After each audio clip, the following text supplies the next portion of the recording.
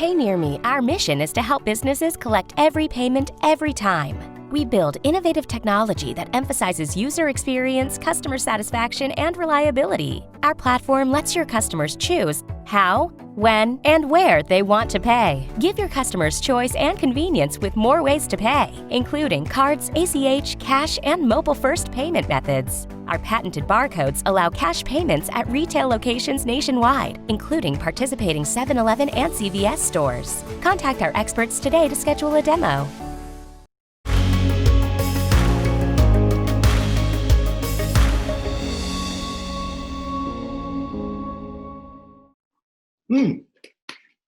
Welcome back, folks. We hope you enjoyed the Expo Hall. Next up is our session on working from home. Who does that? It's sponsored by PayNearMe. Hello, I'm Ann Hay, Vice President of Marketing at PayNearMe. We are pleased to sponsor today's Remote Work and the Future of Supervision panel. Work from home is shifting from a short-term necessity to a long-term strategy. The implications for employers are vast, with many opportunities to seize and hurdles to overcome. Today's session will focus on the state of remote work from the perspectives of a diverse panel of industry insiders. The panelists will share lessons and best practices from the last 7 months, while offering a glimpse of the future of work from home. It's my pleasure to introduce today's panelists. Julie Ausland, President and COO of CashCo Financial Services, Rajive Chadha, COO of OneMain Financial, Michael Kaplan, CRO of PayNearMe, Kim Ray, attorney with Ford Credit North America, and our moderator, AFSA Senior Vice President, Danielle Fagri-Arlo. Hey everyone, we are so excited about this session. We've got big companies, small companies, traditional installment lenders, vehicle finance, and we've got people who are really experts or become experts on working from home. So just briefly to get right into it, the pandemic starts. What do you do? What did your company have to do to change immediately? How did you pivot? Anyone jump in? Sure, I'm happy to. We've actually, on Mike Kaplan from PayNearMe, we've been a remote distributed company pretty much since our inception. And so for about 10 years or so, we've had a lot of practice as it relates to the logistics of working from home. So we had a lot of technology in place, Zoom and Slack and things like that. And a fair amount of process for our work from home employees. But our biggest challenge was less around like people actually working from their houses, but the impact of other people in their houses, right? So things like, their spouse having to now share their office or their kids being at home. And so that was an interesting big challenge for us and really for our employees. One of the first things we did was activate our crisis management team. So we have a team within our organization. We activated that team and they kind of orchestrated really the next steps for us. A big part of what they were, they implemented things like, open, clear communications. We had, weekly status updates. We made sure we had explicit conversations with our employees around these changing situations of working from home with, their kids and things like that. Did they need flexibility to change their schedule? Did they need different hours? And so we made sure we had explicit conversations about that because, some people may not have been comfortable bringing that up. And so we made sure that happened.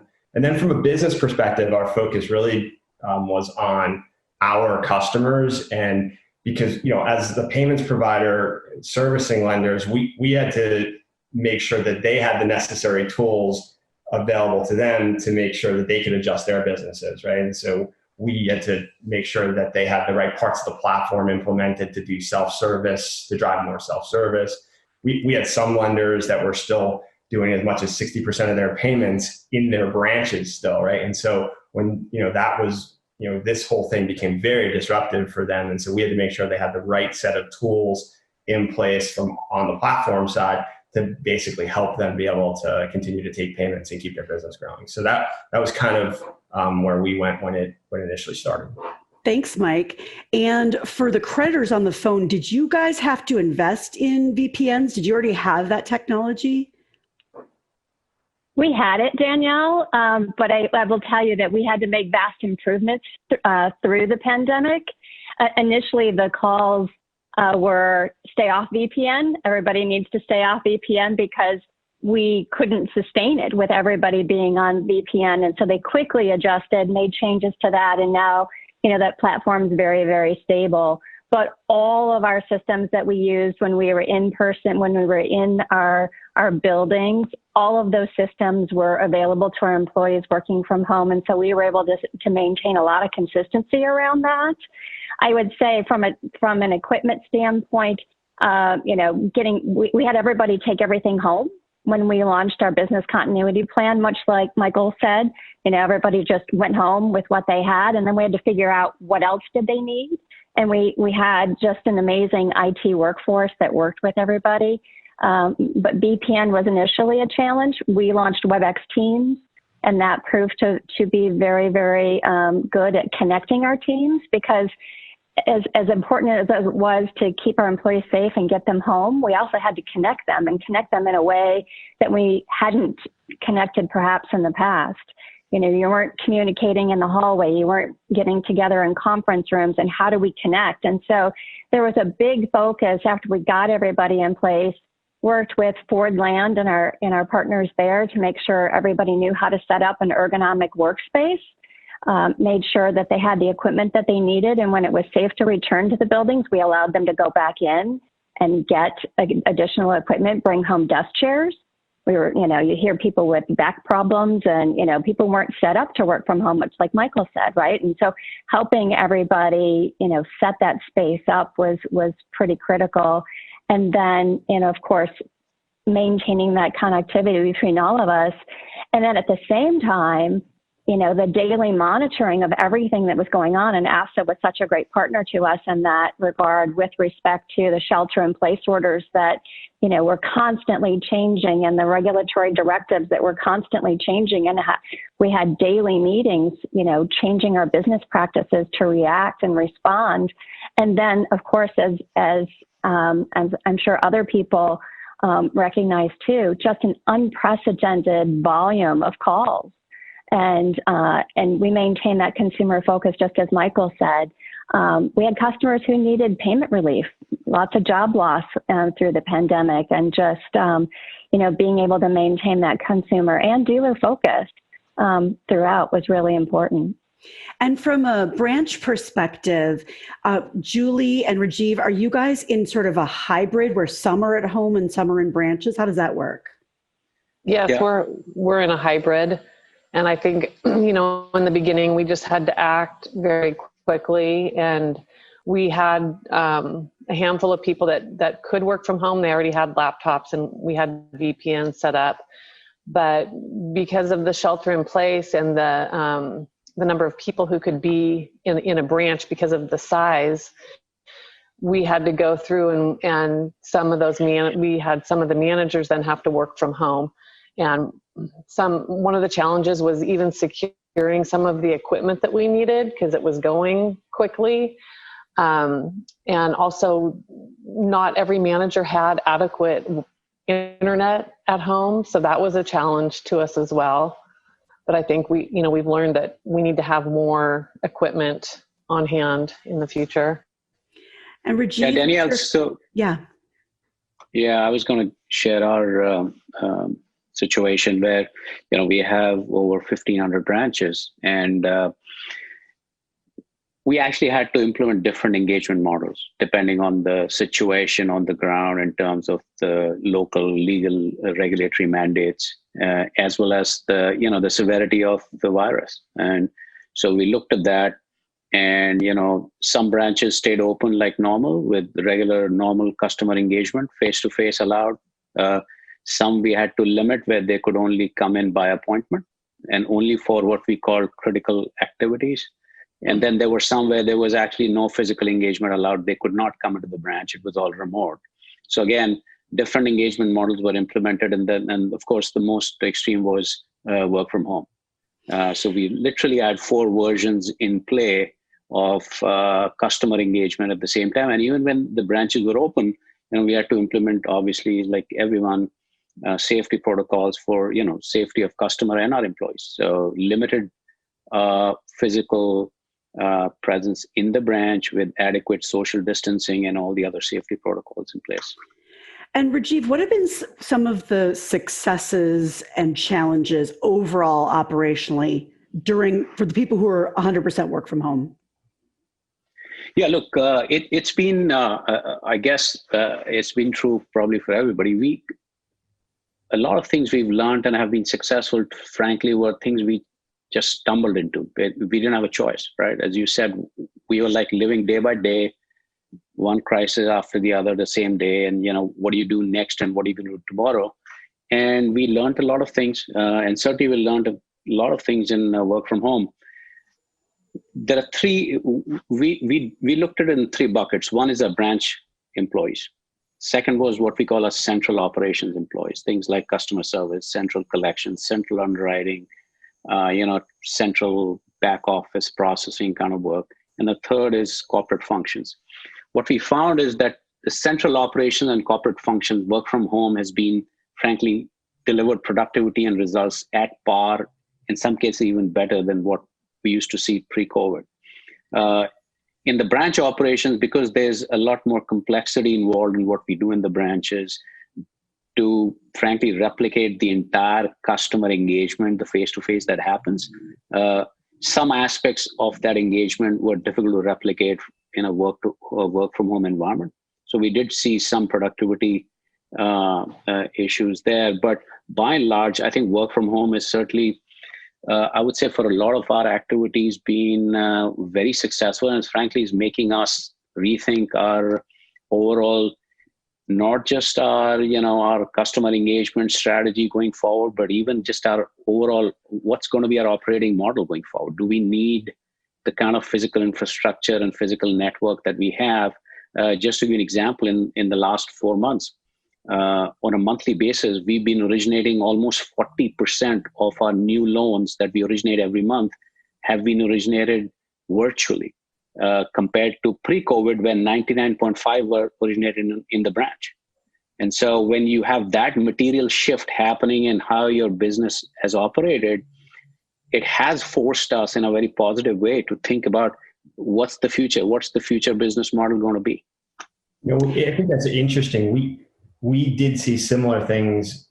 We saw similar things with our merchants that were forced to adopt new strategies and new technology and things of that nature that they've wanted to do for a while, but hadn't had, either they weren't ready to force the change on customers or they weren't ready to push those things through. And then they had this, in a weird way, created opportunities that they are now have improved their business and are taking those things and making themselves more efficient than they were prior. So we've definitely seen that in our business. And Rajive made a point about some of the centralized operations maybe being even more productive. Has that been an experience for everybody? And what do you think the reason is?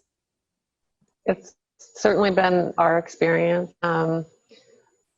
It seems there's less interruptions when you're at home.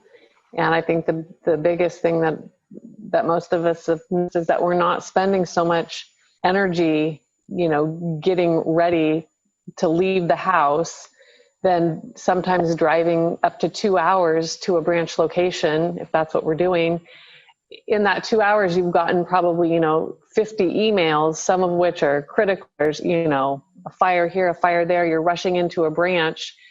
You're not relaxed and calm. And we've just noticed that when we've done like a Zoom face-to-face visitation with our branches, we are so much more relaxed and so much, because we've been at home for an hour where we would have been in the car, and we've just felt that it's worked really well. Kim, have you guys had the same experience? We have. There was no degradation in productivity, and I think part of that is the employee satisfaction. They know they're safe at home.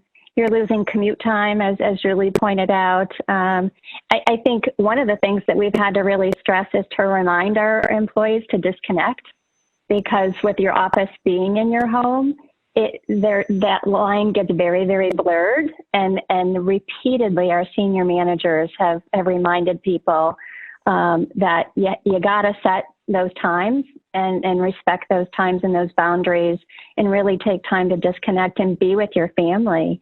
And I think through all of this, one of the things is just making sure that those emotional connections are still in play and checking in on each other and having those connections. And I think we just found different ways to do it, right? We've had virtual lunches, we've had virtual bingo sessions and virtual happy hours. We've had drive-by work anniversaries. And so, I think that you find different ways to celebrate the good stuff too. And I think people appreciate that. And with, childcare centers that were closed down and schools going to virtual, for working parents, it's, how would you have managed that if we weren't working from home? And I think there's just a recognition.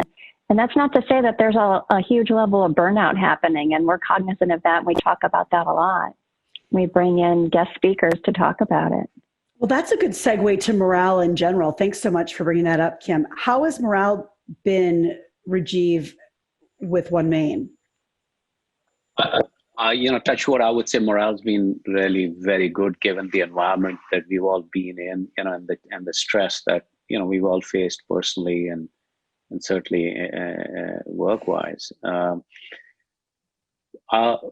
I hats off to, frankly, all my colleagues and, all our team members that, they've faced this all very bravely.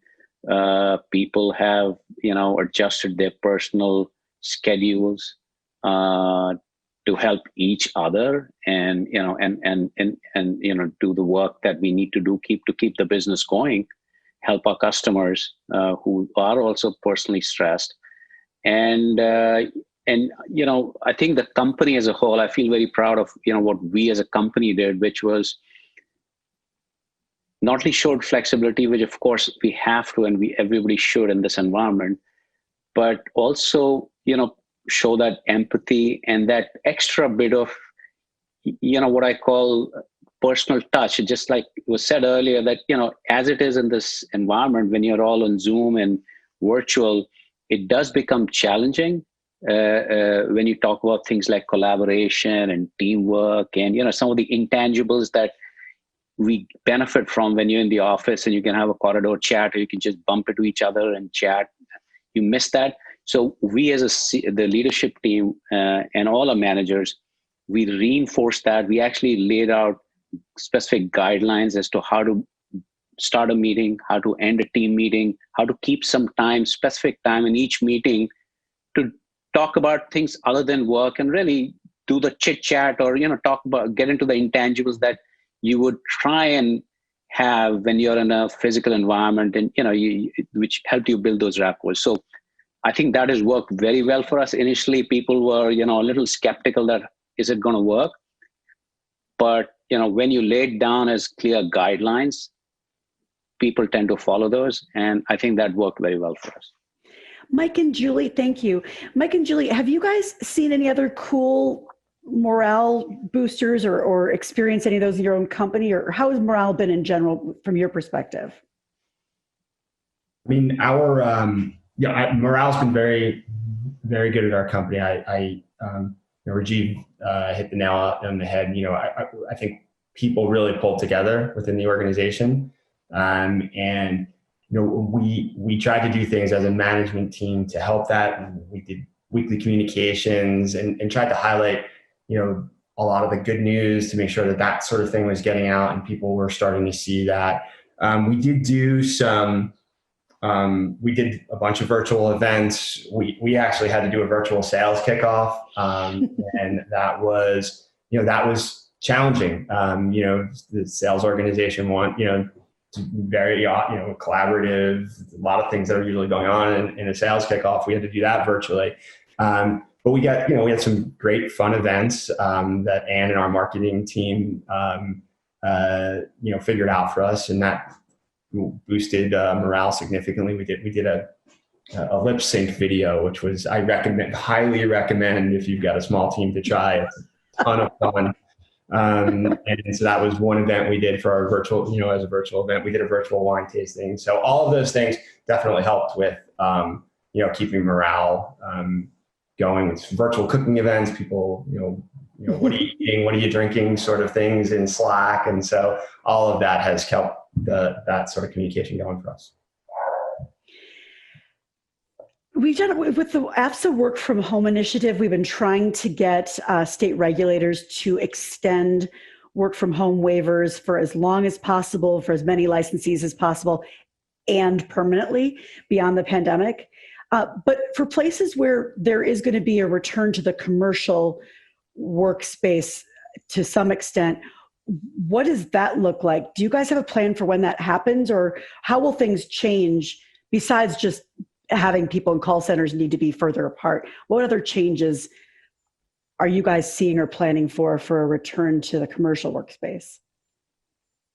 Julie, I know you guys haven't even left, but yeah. Yeah, we've somewhat returned. And during the pandemic, we all took turns coming into the office. We had to still check the mail and, things like that needed to be done. But I think what we're finding is that it's going to be a hybrid where people are going to work from home a few days a week, because it's working well for us, and we're finding that we feel more productive and we're getting actually more accomplished. But we still want and need the face time, and there are certain functions that you really only can do in the office. But we're doing our very best to accommodate a hybrid for employees, and especially people who have children who are in school. In Oregon, all kids are going to school at home online, and so that's kind of presented another reason that people are needing a little more to home. That makes sense. What about you, Kim? At this point, Danielle, we're all work from home until the end of the year, and senior management continues to evaluate that. I would say only about 5% of our workforce is place dependent. And we really are trying to lean into, how the employees want that flexibility in the workspace. And I think the pandemic has served as really an opportunity to really highlight that and highlight the ability to do the work from home. And we really appreciate the work from home work that AFSA has done as we continue to evaluate all kinds of factors on returning to work. But in all likelihood, it will be a hybrid, as Julie talked about, that there will be, a mix of that. But right now, very few people are in the building. And of course, all kinds of safety measures, as you could imagine, for that, the temperature scanners and the surveys and the social distancing. And we've got Ford issued masks that everybody wears. And so for those who've had to go in, we've, taken 1,000 precautions, but we're home until the end of the year at least. Before we pivot to live Q&A, which I know everyone watching is going to be excited for, is there any one piece of advice or a lesson learned that you would share with your peer companies in your same space, or maybe even in slightly different spaces? Any kind of a lesson learned you want to share? I think for me and for the company and the things that we've seen, it's really to go the extra mile with communication with each other, with our customers, with our dealers. It's been so important through all of this to stay connected. And I think that's why we have been so successful. I think you've heard a lot about really good teamwork here on the call, and that's what's driven all of our companies to be able to manage the pandemic in the way that we have, and to continue to provide the level of customer service that we're all accustomed to providing, is that we're still in it together. We're still communicating with one another, and that, I think, is the biggest factor in getting us through it.